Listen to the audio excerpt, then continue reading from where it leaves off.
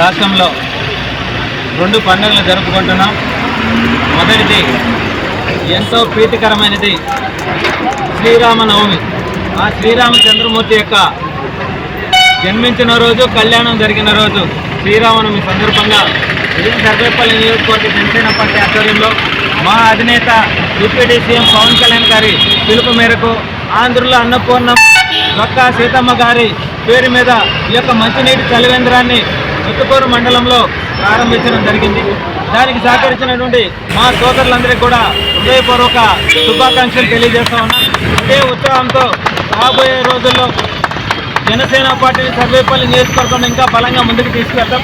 అదేవిధంగా ఏదైతే మెగాస్టార్ చిరంజీవి గారి కుమారుడైనటువంటి రామ్ చరణ్ గారి పుట్టినరోజు కూడా ఈరోజే, కాబట్టి ఆయనకు కూడా హృదయపూర్వక జన్మదిన శుభాకాంక్షలు తెలియజేస్తా ఉన్నాం.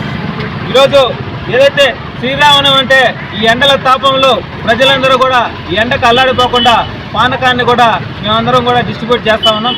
ఇదే ఉత్సాహంతో ఇంకా ముందుకు వెళ్తాం. రామరాజ్యం కొనసాగాలంటే ఇంకొక 15 సంవత్సరాల పాటు రాష్ట్ర ప్రజలందరూ కూడా కూటమి ప్రభుత్వాన్ని దీవించాలి, కూటమి ప్రభుత్వానికి అండగా ఉండాలని చెప్పి